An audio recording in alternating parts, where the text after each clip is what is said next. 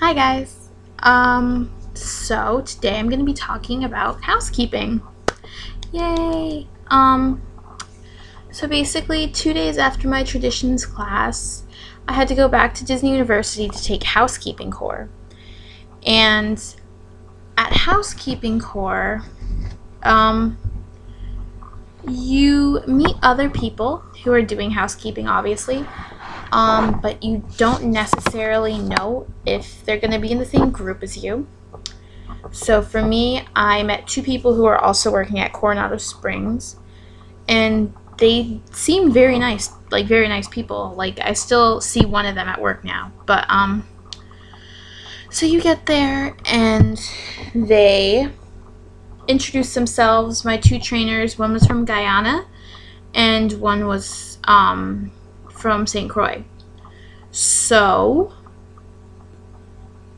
we talked about the 4 key basics, which are show, safety, efficiency, and courtesy. At least I believe that's what they are. I don't really remember at this moment. But then they basically just tell you the basics about housekeeping. They distinguish what it is between what people think it is, and they just tell you the few basic stuff that you need to know. So for instance, they tell you that before, like when you go into the first room, like to start cleaning, the 2 first things you have to do are open the blinds, you put the room is being served sign on the door, and then you have to go to the phone and dial 665 so people know that you're in the room cleaning, so just in case something happens to go missing in somebody's room or an incident happens, they know where to find you and what time you were in there and stuff. So then if somebody is in that room, like staying in that room, when you finish cleaning that room, you're supposed to dial out 664. And if the room is empty, you dial 663 so that the front desk can know if it's okay to let people back in or something like that. Okay, what else?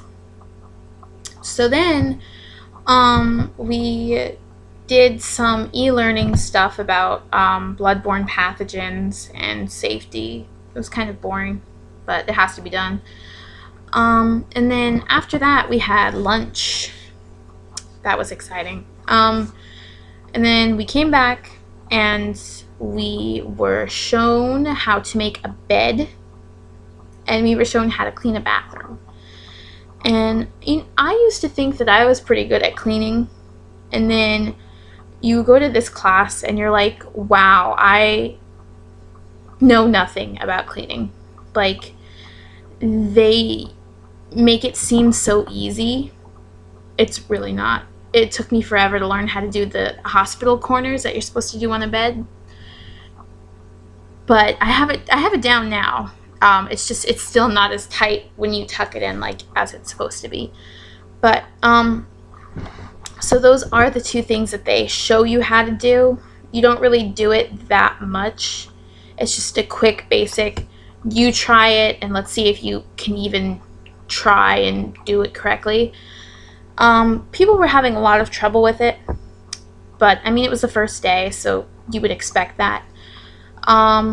So after that was over, the next day, I think, I had my orientation at Coronado Springs called Saludos Amigos, and that is where you meet all the new CPs and or people who are just starting at the hotel.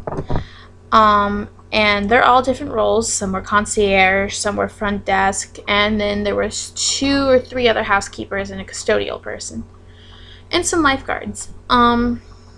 So there we pretty much just introduced ourselves. We got the nice welcome from management, and everybody seemed really nice. They're actually really nice there. We took a tour of the resort. It's humongous. They have this really big pool called the dig site because I don't know where it is, but the story of the resort is based loosely on the 3 Caballeros, and I guess for those of you who don't know what that is, it's kind of like something about El Dorado and the City of Gold. Not that it's really based off of El Dorado, but El Dorado kind of was based off the City of Gold, which is what it's about. And some Spanish explorer, I don't remember his name, it started with a J. Anyway, so the next day after that was my first day of housekeeping training. Woo! I met with my trainer. Her name is Debbie. She is awesome. I love her. She's so nice.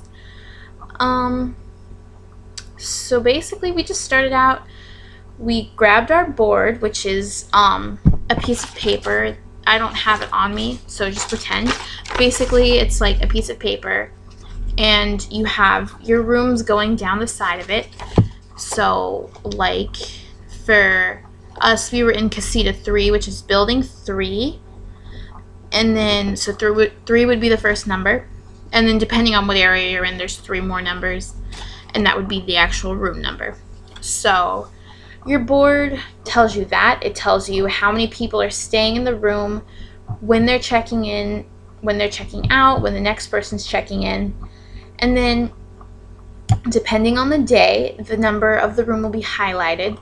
If it's pink, it means that somebody is staying in that room, but just also with the regular cleaning that you're supposed to do, you're also going to be changing their sheets, which I think happens every 3 days or something like that.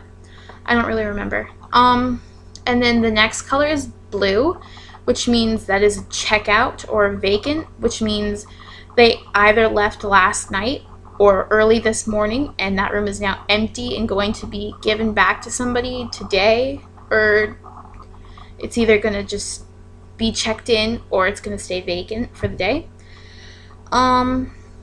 There's orange and yellow. I forget what those mean though, so I'm not even going to touch on those because I haven't seen them on my board yet at all.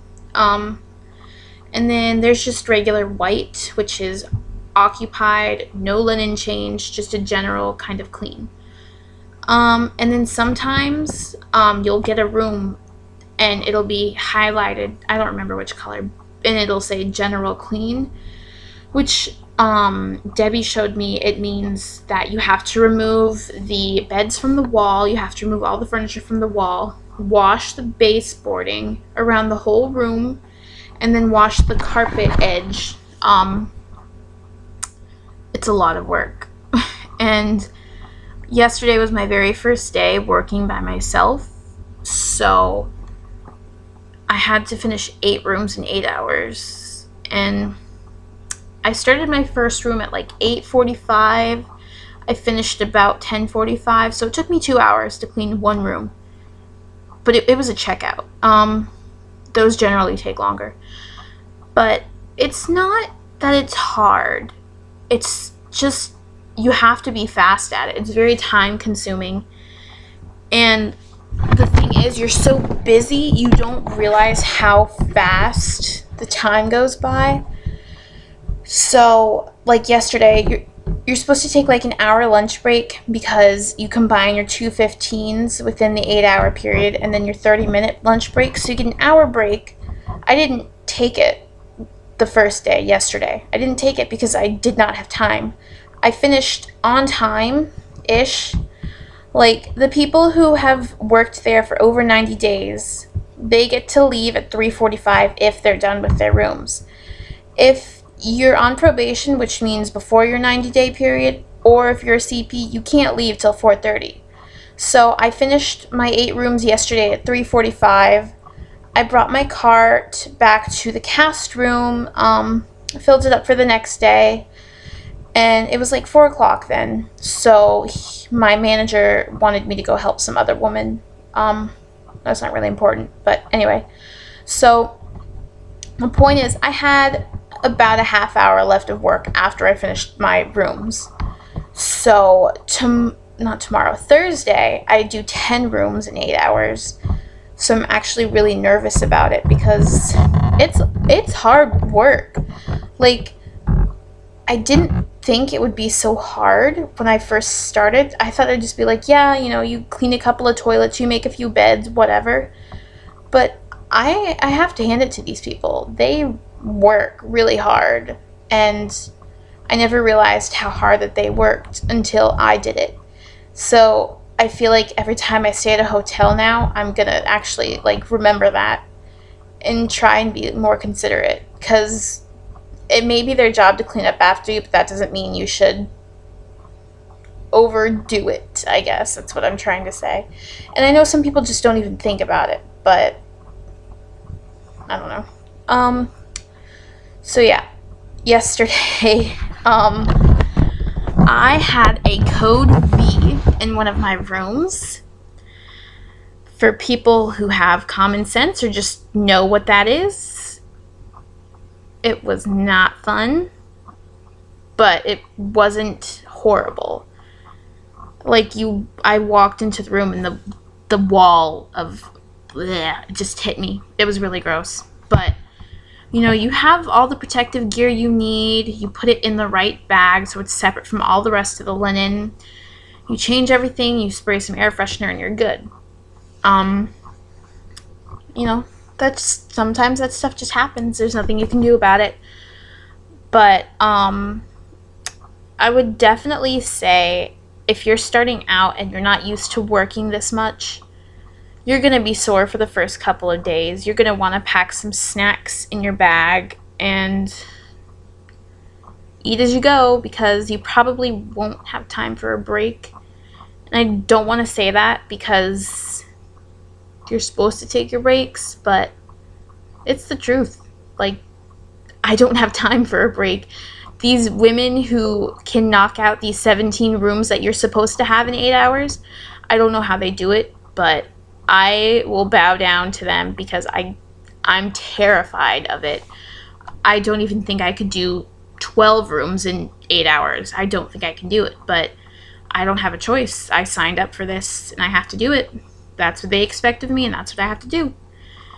And I will admit, on my first day, I was like, what did I get myself into? Like, this is going to be horrible. I'm going to fail. I'm going to get fired. Or should I just quit? I don't know.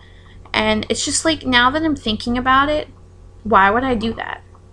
I took this job, this internship, for a reason. And I'm not going to ruin that by quitting just because my job is hard. That's the most ridiculous thing. I can't even believe that I thought about doing it, because I knew that I was coming here to work.